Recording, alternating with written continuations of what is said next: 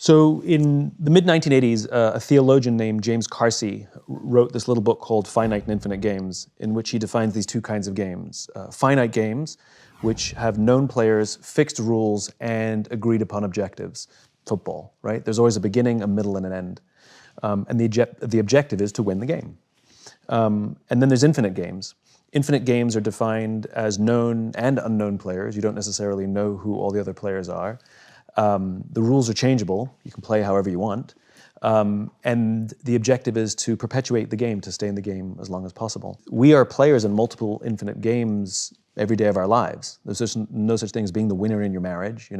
There's no such thing as winning global politics. And there's definitely no such thing as winning business. Business is an infinite game. And yet, when we listen to the language of too many leaders, they talk about being number one, being the best, and beating their competition. Based on what? There's no agreed upon objectives, there's no agreed upon timeframes. And so what ends up happening is you have people building organizations and leading with a finite mindset, playing to win, in a game where there's no such thing as winning.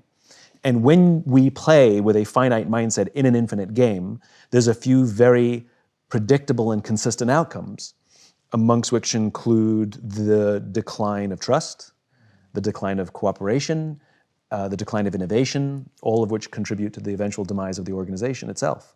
And so what I wrote about is what it means to lead with an infinite mindset, because we teach leadership as if it were a finite game. People start business with the goal of winning or being number one, and that's a problem because that's impossible. So what I wrote about in The Infinite Game is leading with an infinite mindset.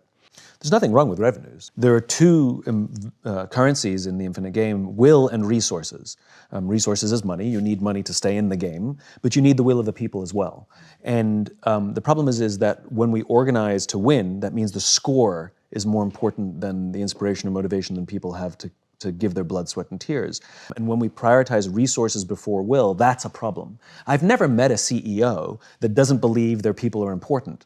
The problem is where on the priority list. Been to any number of presentations where they put their priorities on the wall, number one, growth, number two, shareholder value, number three, our customer, number four, our employees. There it is. See, I do care about our people. And the reality is, as social animals, we want to work for and we're willing to give our blood, sweat, and tears to leaders who understand that the balance of those two essential currencies, the balance of those two things is will has to come before resources. And that doesn't mean 90-10. When I talk about putting people before profit, people freak out, which is ridiculous. You need fuel for the car to go. Money is fuel for the organization, of course. Even if there's a leaning, if it's 51-49, there has to be a slight leaning towards people, because there will always be decisions that a company has to make in which those two cannot both be supplied and one will have to be sacrificed. The question is, which will you always prioritize? Two CEOs. The first CEO says, our number one priority is growth. And of course our people are important, because if we take care of our people, we will meet and exceed our financial goals. Second CEO says, our number one priority is our people. And if we take care of our people, we will always meet and exceed our financial goals. Which one would you rather work for? People who are willing to give their blood, sweat, and tears make for better, more profitable companies. People who are only there for their own selfish needs and would be willing to jump ship as soon as they get a better offer, they're not the best people to help build a company for the long term. We can throw money at people which will last for a while, and you can make a company look successful for a while, but it doesn't mean it can last. We can't judge a ship by how well the crew performs in calm waters. We judge a ship by how well the crew performs in rough waters. The problem is in good times, we don't use all that extra money to take care of the people. We use it to distribute, and then when hard times come, sometimes there's not enough padding, and the culture hasn't been fostered over that time. But that is the irony, which is when we lead with an infinite mindset, and the leaders that do lead with an infinite mindset have disproportionately more successful companies, more innovative companies, more profitable companies, all of which are strong enough to last for a very, very, very long time. And not because they just have the financial wealth to weather storms, but the company continues to grow and innovate and reinvent itself so that it's relevant in the face of new technology and changing tastes and politics in the world. So that is the great irony. But it has to be genuine, meaning to say that I care about my people because they're a means to an end. It's like we only like you because you help us make money. makes us not only feel used, but that we're a mechanism for somebody else's success. Where when we say we care about our people and money is the mechanism by which we can take care of people, the more money we make, the more we can take care of our people and serve our customers, it has a profound impact on our desire to give more. And we want to feel safe at work, which means we feel that we can be ourselves. It means that we feel safe enough to raise our hands and say, I made a mistake, or I don't feel qualified for the position you've given me, I need more training, or I'm struggling at home, it's affecting my work, I'm scared, I need help. And to say any of those things with the confidence that our boss or any of our colleagues would rush to support us. Because if we don't create those psychologically and sometimes physically safe spaces, but those psychological safe spaces, what we end up is with a group of people who come to work every day lying, hiding, and faking. They're hiding mistakes. They are not admitting if they don't know how to do their jobs. They will never admit that they don't know something for fear that it makes them vulnerable, for fear that it maybe makes them the weak link, that they'll find themselves on some short list at the next round of layoffs. And the problem is how do you run a successful organization that's supposed to sustain over the long term, thrive over the long term, if people are literally hiding things that go wrong, not admitting that they don't know how to do their jobs, and never admitting they need help? That doesn't last. That doesn't last. And the problem is when someone leads with a finite mindset, where they attempt to incentivize performance. And by the way, you can't incentivize performance, you can only incentivize behavior. Then bad things eventually happen. You can't incentivize performance because somebody has to do something to achieve that performance. There's a cause and effect. You can't incentivize an effect, you can only incentivize the cause that would hopefully yield that effect, which is behavior. So if I say to you, I will give you a massive bonus if you hit a certain target at the end of the year, no matter what you're incentivizing is that I will do certain things to achieve that goal that you've set for me. But the problem is when we apply excessive amounts of pressure, and it's at all costs, like my very livelihood depends on that, it can accidentally incentivize some quite unseemly behaviors, like hoarding information, right? Because this is what gives me my value, and I don't want to share information or things that I've learned with my colleagues and coworkers, which is madness. Or unethical behavior, stabbing other people in the back. And this is one of the problems with, I think, our modern business today, which is too much of business is run right now with an excessive amount of finite thinking. Now, there are always finite games within the infinite game. The infinite game, however, provides the context. And without that infinite mindset, all you have is win, win, win, win, win, win, win, which is unsustainable. An infinite game is not a series of finite games. It's unsustainable because nobody has that energy and there's no such thing as a perfect growth chart. Tell me why isn't an infinite game just a series of finite games? For the same reason you can't just keep eating chocolate cake every day because it feels good. Because simply driving people gets exhausting. It destroys the foundations of trust. It destroys the foundations of cooperation. And when we don't work well together, share information, admit mistakes, there's no innovation. And we know what simply driving a series of finite games looks like. It looks like investment banking before 2008, which produced an artificial, man-made recession. And so much of the finite thinking that we have today, unfortunately, is a really reasonably modern invention. It's not like business has always operated this way. The thinking of Milton Friedman, the 1970s economist, has really dominated sort of business theory today. He theorized that the responsibility of business, this is his definition, the responsibility of business is to maximize profit within the bounds of the law. What about ethics? A pharmaceutical company that raises the price on essential drug 200%, 300%, 500%, 800%, it's not illegal. It is unethical. It makes us uncomfortable. And yet the law is not broken. That's not a good enough standard to run a business. And it was his thinking that gave rise to the theory of shareholder supremacy, which was a theory proposed in the late 1970s, where we prioritize the wants, needs, and desires of a shareholder over the needs of the customer or the employee, which is like a coach who's trying to build a great team by doing what the fans want versus what the players need, right? That's basically shareholder supremacy. And as I said, it was just a theory proposed in the late 1970s that was popularized during the boom years of the 80s and 90s. Mass layoffs, where we use the livelihoods of human beings to meet arbitrary projections on an annualized basis at the end of the year did not exist as a standard business practice prior to the 1980s. Did not exist. It was popularized during the 80s and 90s. The dismantling of Glass-Steagall, which was an act passed after the Great Depression to prevent another Great Depression from happening, and by the way, was extremely effective.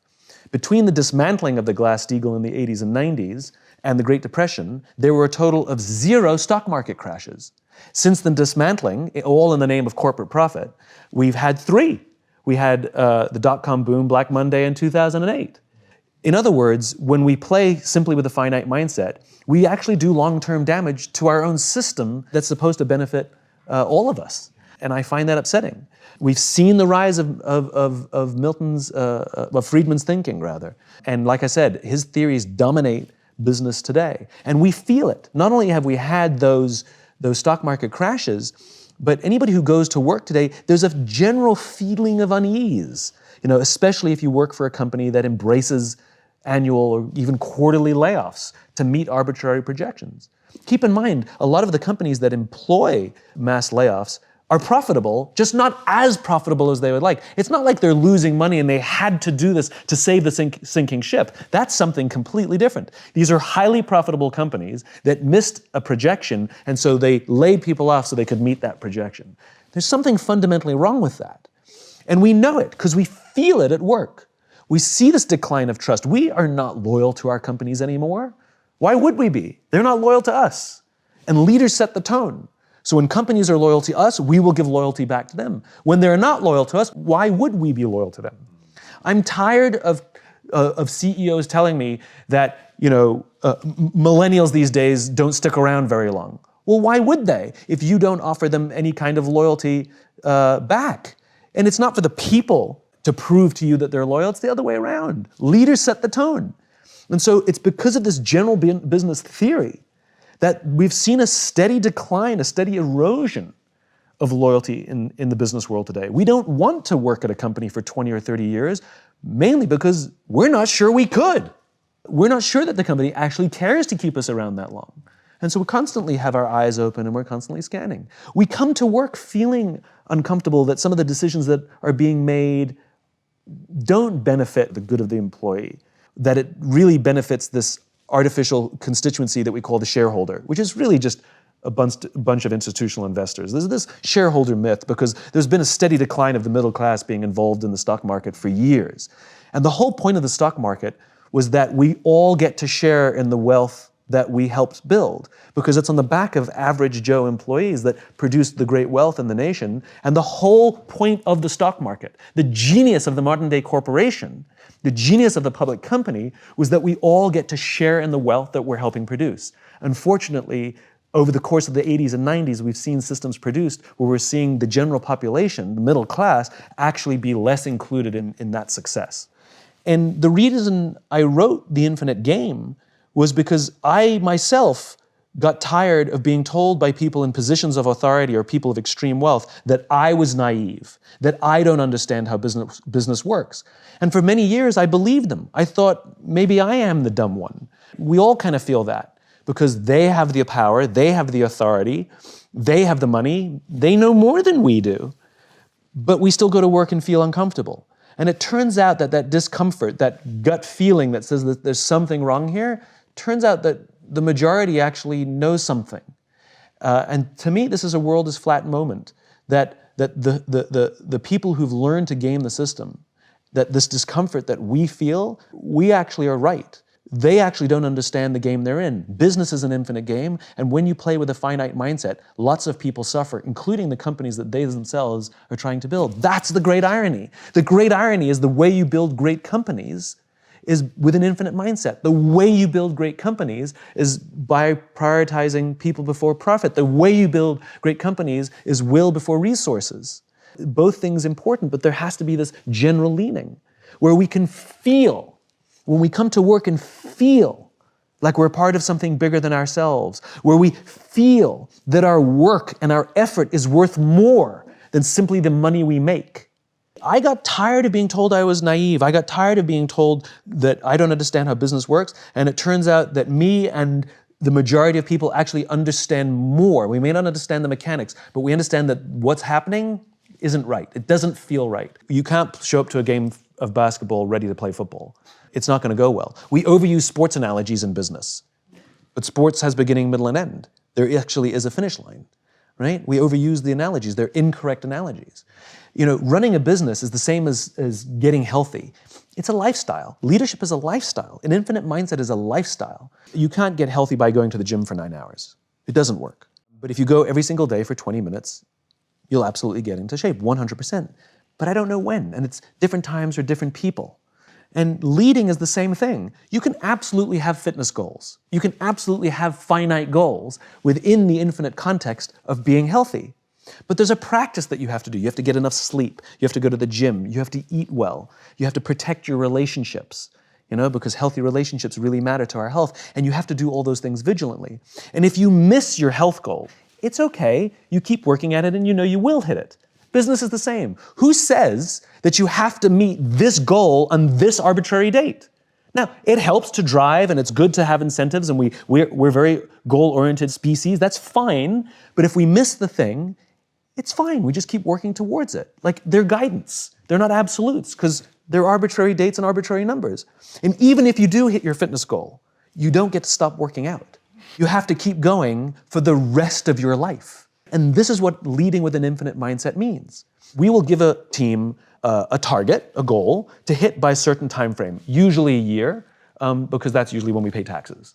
That's the only reason things are done in years. If we pay taxes every 18 months, all the goals would be 18 months. So we usually give people a financial target, and there's two teams. One that is driven solely by hitting that goal because all they care about is getting their bonus at the end of that goal. Morale is up and down. If they happen to have a good month, morale is up. If they have a bad month, morale is down. Retention is terrible. They can't hold on to employees. Nobody really trusts each other. The boss is toxic. And right before the end of the financial year, they have some mad push where they're dropping prices all over the place and they're managed to drive revenues and hit the goal. The problem is we bonus that team, we bonus that leader because of the goal they hit. And basically what we're doing is spreading a message to the rest of the company saying, we don't care how you get there, we don't care if you step on your people, we don't care if you act unethically, if you hit your number, you're going to do very well in this company. Versus another team that's doing extremely well. It's good, steady, slow growth, like really, really on target, not the highs and lows, the peaks and valleys. Morale is super high. Retention is amazing. It's a model team. They trust each other. They share information. And they miss their goal on the agreed upon date. At the end of the year, they're just shy of it. But clearly, you can see from the trend data, they're going to hit it at 13 or 14 months. The problem is we don't give that person anything. We don't give that team anything. And this is part of the problem. When you have an infinite mindset, absolutely have the goals, but the trend matters more. How you get there matters as much, if not more. And we pay attention to that. So even if I hit my fitness goal, I'm eating better, I'm sleeping better, my relationships are great, I'm going to the gym. Yes, I missed my goal, but I know if I just keep going, I'll hit it. I'm getting healthier and healthier, right? I just got the timing wrong. And this is what we need to build into business, that infinite mindset. Yes, have the goals. Yes, have the ambitions. Yes, have the annual targets. If we miss them, as long as we're doing the right things, we have the right lifestyle to take us there, that's a much healthier way to live a life and a much healthier way to build an organization. So there are 5 practices in order to lead with an infinite mindset. You have to have a just cause. You have to have trusting teams. You have to have a worthy rival. You have to have a capacity for existential flexibility, and you have to have the courage to lead. So just cause. We have to give our people something to advance, a cause so just that they would be willing to sacrifice their interests in order to do so. In other words, turn down a better paying job or frequent business trips or working late hours. And though I may not like those things, I do them because it feels worth it, because I believe in what I'm a part of here, because I feel that I'm helping advance, because there's no achieving in the infinite game. The goal is not final achievement. The goal is advancing, to progress in the infinite game, and to have that vision of an idealized state of the world that all men are created equal. It's an ideal that a nation is striving towards that will never actually get there, but will die trying. That's the point. And we can offer people the same thing inside an organization. In fact, we have to give them something to advance. Now, how is this different from the why? A why comes from the past. It is an origin story. Every single one of us has our own unique why. It is our birthright. It comes from the sum total of how we were raised as kids. It is objective. You have one, and you have one for the rest of your life, the only one. And the rest of our lives are about making the decisions that help us keep in balance with our why. A just cause doesn't come from the past. A just cause is about the future. It's about where we're going. You can have multiple just causes. You can have one professionally, you can have one personally, you can have one for your family, you can have one for your church. And we're involved in all of these. There's massive pressure put on people, especially young people, to what's your vision? Well, we're not all Steve Jobs and Bill Gates. We're not all visionaries. We don't have to have a vision, but we do have to find a vision. That we can find someone else's vision, and we are so compelled by it that we want to make it our own. That's what it means to go work for a company with a visionary leader, that we believe in that vision so clearly that we take their vision and we make it our own. And we will happily contribute our work, our effort, in order to advance what is now my vision. Martin Luther King had a vision. He stood on the steps of the Lincoln Memorial and told us his vision, but his vision became our vision. I may not have come up with that vision, but I found it, and I'd like to devote time and energy to help advance it, even beyond him. We have to give our people a just cause. We have to have trusting teams. We have to create environments inside our organizations in which people feel psychologically safe enough to raise their hands and say, I made a mistake or I need help. The absence of trusting teams means we have groups of people lying, hiding, and faking. And that comes from good old-fashioned leadership. Leadership is not about being in charge. It's about taking care of those in our charge. And the very responsibility of a leader is not to drive performance. Leaders are not responsible for the results. Leaders are responsible for the people who are responsible for the results. The problem is we don't teach people how to lead. When you're very, very junior, we give people tons of training how to do their jobs. Some people get advanced degrees how to do their jobs so that they'll be good at them. And if you're really good at your job, we'll promote you. And eventually you get promoted to a position where you're now responsible for the people who do the job you used to do, and we don't teach you how to do that. So how can we expect people to be good at their jobs if we don't train them how to do it? Would you go see a doctor that didn't go to medical school? No. So why would we work for a leader who has no training in being a leader? That's why we get managers. That's why we get micromanagers. That's why we get toxicity. It's not because they're bad people. It's because they don't know what they're doing. And they're making it up as they go along. Those lucky times that we get to work for a great leader, well, they were lucky that they probably had a great leader before them, or they learned it somewhere else. Or maybe they had a terrible leader and they committed to do the total opposite of everything. The point is, they learned it. Well, we have to teach leadership so that leaders can create environments in which all of us can work to our natural best.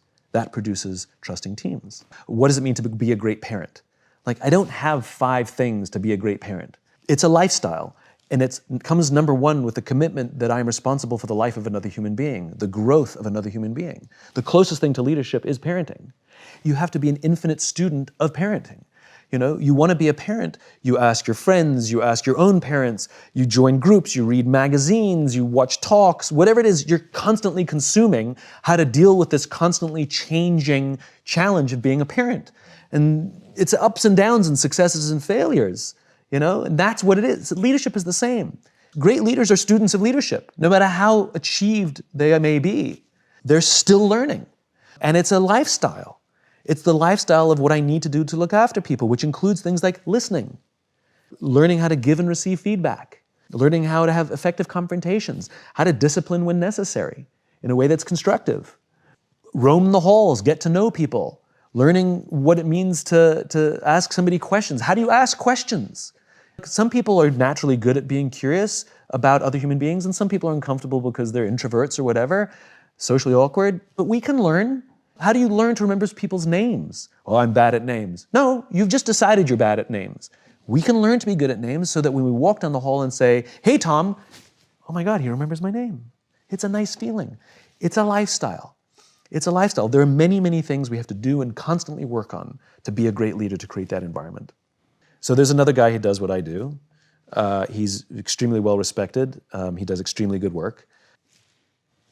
I hate him. He's always been very nice to me when I've seen him professionally. I have an irrational hatred of him.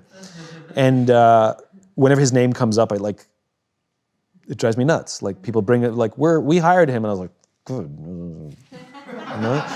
And because I hate him, I'm really competitive with him. And so I will go online and look at my book rankings, and I'll immediately check his. And mind you, I don't look at anybody else's, just his. And if I'm ahead, I've got this like smug feeling. And if he's ahead, I get really pissed off. So anyway, we had the opportunity to speak at the same event. I don't mean like me in the morning, him in the afternoon. Like we were interviewed together on the stage. And the interviewer thought it would be fun if, if we introduced each other. And so I went first. And then I looked at him and I said, you make me really insecure. All of your strengths are all of my weaknesses. And when your name comes up, it makes me really uncomfortable. And he looked at me and he said, funny, I feel the same about you. The reason I had such an irrational hatred of him had nothing to do with him. It had to do with me. He's my worthy rival. His strengths revealed to me my own weaknesses.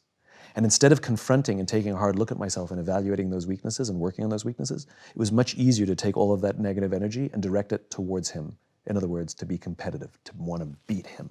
It was a very cathartic experience. We've since become very close friends, have worked together. I no longer check his book rankings. And because we share the same cause, we can actually work together. And so what I recognized was so often in business, we have these competitors, sometimes on our own teams, that we want to beat them. We've all had the experience where one of our colleagues got a promotion and we got upset, we got angry. We got angry at somebody else's success. Think about that for a second. Why couldn't we share in the joy? What is it about them that's being revealed in us? That's the problem. And so having worthy rivals, instead of competitors are other players we set out to beat. But the problem with that is there's no finish line. And so we're obsessed with beating the other company, then at some point, sure, you're ahead in whatever metric you chose, until when, right? At what expense, at what cost? That's not sustainable. But rather, the other players inside our industry, outside our industry, on our own teams, we can choose our own worthy rivals. Their strengths reveal to us our weaknesses, and by having our weaknesses revealed to us, it means we have the opportunity to grow and improve. And the infinite game, at its core, is basically a game of constant improvement. And so our worthy rivals reveal to us our weaknesses and our opportunities to improve. Existential flexibility is the willingness to make profound strategic shifts in order to advance your cause, 180 degrees. This is not the daily flexibility that you need in business. A leader, or even us as individuals, may never have to perform an existential flex, and at most you might ever have to do it in an entire career once, or never. But the responsibility of any leader is to prepare their organizations for an existential flex should it need to happen. So what is an existential flex? So the best case is really Steve Jobs and his just cause. Jobs and Wozniak had a very clear just cause, which is to empower individuals to stand up to Big Brother. They're revolutionaries at heart. And they saw the personal computer as a brilliant tool to help them advance that, to empower individuals to stand up to Big Brother. And Steve Wozniak imagined a time in which an individual could compete in business against a corporation thanks to a personal computer. Apple's already had success from the Apple I, the Apple II. It's already a big company. Steve Jobs is already a famous CEO. And in December of 1979, Jobs and a bunch of his senior executives go and visit Xerox PARC, which was Xerox's R&D division. And Xerox shows them a new invention of theirs called the graphic user interface that allows a user to click a mouse on a desktop to move icons and folders to use the computer instead of having to learn an entire computer language. Now, Jobs, who believes in empowering individuals, sees this technology and says to his team, we have to invest in this graphic user interface thing. And the voice of reason, I guess, in the team says, Steve, we can't. We can't do it. We've already invested millions of dollars and countless man hours in a different strategic direction. If we suddenly change directions, we're going to blow up our own company. To which Jobs actually said, better we should blow it up than someone else. And that decision led to the Macintosh, the first properly graphic user interface computer that had mass market appeal, that was so profound that the entire platform of Windows 2.0, was basically designed to act like a Macintosh. And the reason we all have computers on our desks today, the reason it's a household appliance, the reason any one of us can compete against a corporation is because of this profound shift. He was willing to do that. Now, I call it a capacity for existential flexibility because it's not shiny object syndrome, which, too many entrepreneurs are subjected to, this is it, guys, flavor of the moment. It's done with the very specific reason of advancing the cause. I found a better way to advance the cause. And you have to have the just cause, otherwise how do you know what to shift? And you have to have the trusting teams because you will put the organization through short-term hell. And the numbers probably will go down in the short term. And the team has to be willing to say, we agree, we understand why you're making the shift, let's do this. And it's gonna suck, but we're in. And they hunker down and they figure it out. If you don't have a just cause, you're literally just chasing something. And if you don't have the trusting teams, this happens a lot where sometimes the leader has the just cause, but the team doesn't know it. And if you don't have the trusting teams, then people will think you've lost your mind and they'll start abandoning ship. Or you respond to the pressures from Wall Street or outside because the numbers start to go down. Existential flexibility, like I said, if you don't have to do it, you have to prepare the organization for your successor to be able to do it, which means keep the cause alive and maintain the trusting teams. Everything that we're talking about in the infinite game is really, really, really, really hard. It is so much easier to build a company based on short-term ambitions than it is an infinite cause. It just is, right? It's also fun until it's not. Less inspiring, but sometimes fun, right? Hitting a goal feels good. It's much easier to just hire and fire people frequently, hire fast, fire fast, as to hiring slowly and firing slowly because we try and take care of our people as best we can.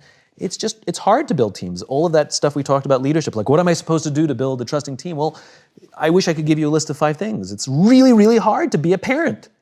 It's much easier to be an uncle or an aunt or not have kids. It's hard. So why do it? You know, it's fun and exciting to try and beat our competitors. But to have to face our own weaknesses every day, oh, that's exhausting. Existential flexibility, I'd rather not. I just would rather not. The reason this takes courage to completely change our mindset, A, about the game that we're actually players in, and how we want to approach these things, and do we want to shift our mindset and our organizations to prepare for the infinite game, to be organized for the infinite game, it takes courage because we're going to be swimming upstream in a world that is very finite driven.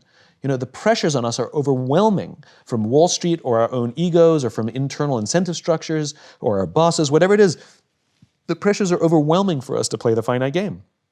And so how do you stand up to massive external pressure? Courage. And courage is something that comes from relationships. You know, it's external. A world-famous trapeze artist would never attempt a brand new death-defying act for the first time without a net. They would never do it. So why do we think that we could do something difficult without external support too? I've had the opportunity to meet real heroes, people who've risked their lives to save the lives of others with the belief that they were going to die. And they didn't. And when asked, why did you do it? They all say something similar, which is they would have done it for me. It's external. We have to take the time to foster and take care of people around us, to nurture our relationships, because when we're going to be doing something difficult, when we're going to be swimming upstream, when we're going to be innovating and doing something different, there are days we're going to doubt ourselves. There are days we're going to get knocked in our ass. There are days that storms are going to rise, and we have to have people who say, I got your back. You need to do this. We need you. The world needs this. Keep going. I believe in you, you know? And so courage comes from not only our willingness to do that for others, but then their willingness to do it for us. And if we commit ourselves to a just cause and we're willing to do those things, then, you know, the great thing is we take a lot of people with us and change the world for the better. And isn't that sort of the point of an infinite life? To leave this world in better shape than we found it, to leave the companies that we work for in better shape than when we started, to leave our families stronger and better capable than they can do without us. You know, isn't that what it means to live an infinite life? That we can literally live on beyond our own lives. What is your advice for somebody that's in a company that they don't have an infinite-minded culture? Don't be there? No, don't try and influence that which you cannot influence. Don't control that which you cannot control. You know, an infinite mindset means that is something I can't do, but I can influence and take care of the people to the left of me and to the right of me. I can take care of the people who work for me. I can even take care of the person I work for. Sometimes we have a toxic boss, not because they're bad, but because we don't understand the pressure they're under. Sometimes to simply exhibit empathy to our boss. You know, hey boss, you were really harsh on us today. Everything all right? What's going on? I'm worried about you. I'm here. Like we can succeed together. We're here to help you. No matter where we are inside an organization, leadership is not about rank or authority. Leadership is taking responsibility for the people around us. And so anybody on any team at any rank at any level can be a leader. the first choice is that we have to want to be. A dear friend of mine, Lieutenant General George Flynn from the Marine Corps, said that the first criterion to being a leader is you have to want to be one. So any of us can volunteer to be a leader. And that's what you do. You commit yourself to seeing that the people with whom we work on a daily basis love coming to work. They feel that someone's got their back. They feel supported. They feel that they have top cover. They feel someone cares about them as a human being, listens to them, knows their story, allows them to be themselves. We can be that leader. And what you start to see is those teams become really high performing. Those teams become super tight. And you start to hear rumors across the company because everybody wants into that team because apparently it's a great team to work with, to work on. And before you know it, one of those people goes and moves to another team and they take everything that they learned, because leadership is learned, and they do it for another team. And if we take that infinite mindset, then eventually the tail will wag the dog. And it doesn't matter if it's this CEO or another CEO, because we will outlast whoever's in charge right now, and that's the goal. We're doing this for the good of the organization, we're doing this for the good of the cause. And the tail can wag the dog. I'd like to work for a company that outlasts me. I'd like to work for a company where I can feel like I can be myself when I go to work. I'd like to work for a company where I feel that my boss actually cares about me like I'm a human being, rather than just a number on a spreadsheet. Be the leader you wish you had. Become a student of leadership. Study it, read about it, watch things about it, practice it every day. Be a parent, join the movement means I'm going to take care of my team. Sometimes I'm in a leadership position and sometimes I'm not, and it doesn't matter. I'm going to practice leadership. If I'm a salesperson, if I work at the check-in counter of an airline, I'm going to take care of the people I work with. I'm going to take care of the customers as if they're my family. Practice leadership, learn about it, study it, because I do these things because I recognize I'm just a piece of a jigsaw puzzle. When we do a jigsaw puzzle, the first thing you do is lean the picture, the box against the wall, and then you start putting the pieces together to build that picture. My job in this movement, I'm the guy who points at the box. Right? I'm the one who's pointing at the picture, maybe pointing out a couple of the pieces and where they go, but I need lots of people to join me. We need lots of people to join us, who say, I have a piece of the puzzle. I'm willing to lead this way. I'm willing to abandon Milton Friedman ideals and do something bigger, something more. Live with an infinite mindset, lead with an infinite mindset, and put their piece down and say, how can I help build that vision? We need the army. And so how people can engage in the movement is actually practicing all the stuff. It's okay if they're finite-minded, but we have a right to know. So when companies say we're purpose-driven, but they don't actually make decisions to advance their purpose, we have the right to be able to try and figure out, are they lying to us or not? Because we have to work for them, buy from them, and invest in them. And so it's to help us not only do it ourselves, but recognize when others are doing it or not.